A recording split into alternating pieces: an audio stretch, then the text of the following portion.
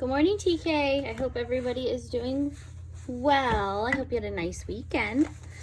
Today in religion, we're going to move on to page 4 of our coloring book. So it says 4, and then it says equals, and then the word for. F-O-U-R. When we spell the number 4, it's spelled like this.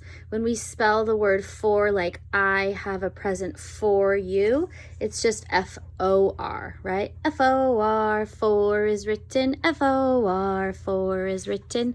But when we write the word, it's F-O-U-R, or the number, I'm sorry. So there's 2 ways to spell the word for.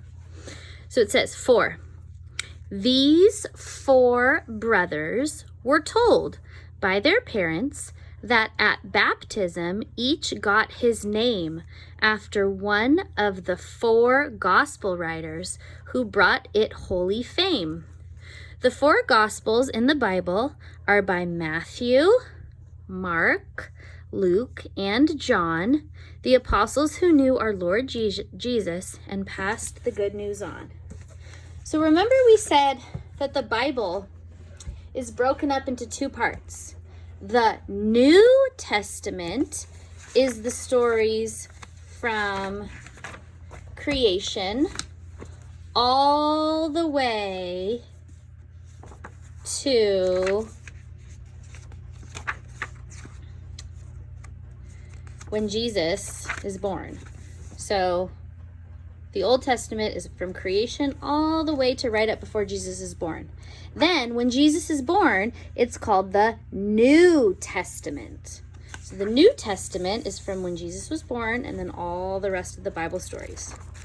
So, the New Testament has different parts. 4 of the parts are called the Gospels, and they were written by 4 men that were friends with Jesus or knew Jesus: Matthew, Mark, Luke, and John. We're going to read a little bit about each of them today in our Saint book. Matthew, Mark, Luke, and John. And I think at the beginning of TK, we did some of them in our Saint book.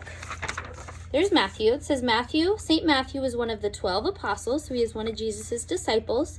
He was a tax collector, but he gave up everything and followed Jesus.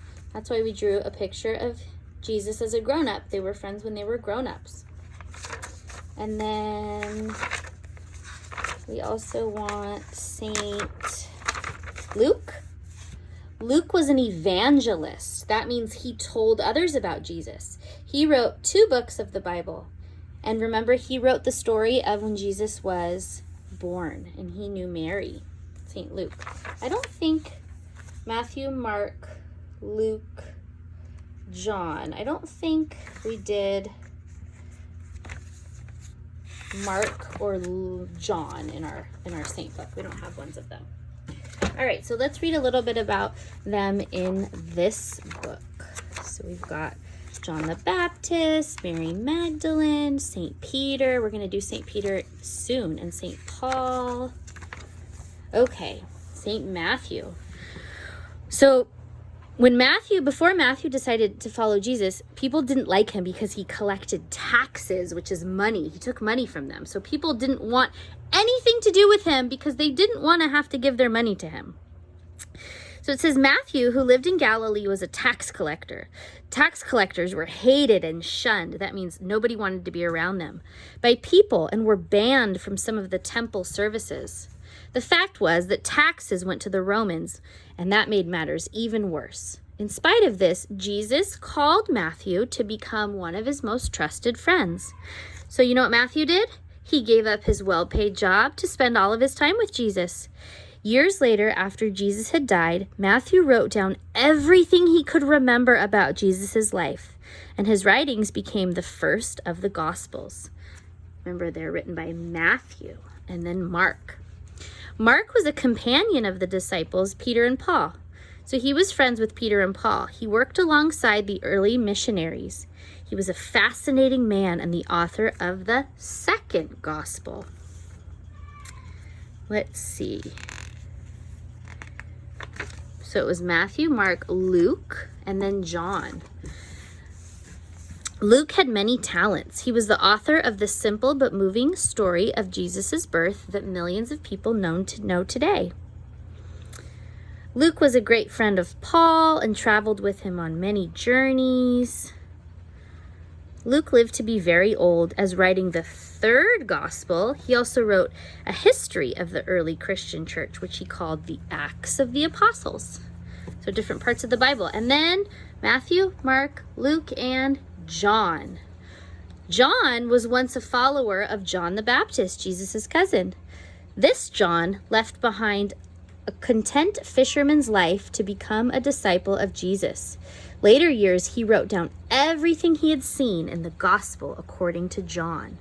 So it's important, if you want to think about maybe somebody's life, like think about your own life. When you become a grown-up, you can write down everything that happened in your own life in a book. Isn't that cool? You could ask maybe a grandma or a grandpa or even your mommy and daddy all the things that happened in their life, maybe before you were born, and you could one day write those things down into a book. So that's what the apostles did, or not the apostles, the gospel writers did when they wrote about Jesus's life.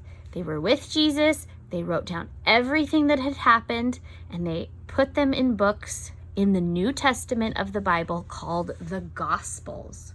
So today, you are going to work on page 4, and you can color the little boys. It says that they're brothers, and their parents named them after the gospel writers. Lots of people, when they have a baby, they like to give their baby a religious name or a name from the Bible. Sometimes it's your middle name it's your religious name, or you're named after a certain saint. So I know lots of boys named Michael. I know lots of boys named John. Even Mark and Luke also. So think about if there's someone in your life named Matthew. Think about if you know somebody with that name. Maybe you can ask their mommy and daddy, why did you name them Matthew? Did you name them Matthew after one of the books of the Bible? Maybe your middle name is Matthew. Maybe you have one of these names and your mommy or daddy named you after one of the writers of the Gospels. I can't wait to see what yours looks like.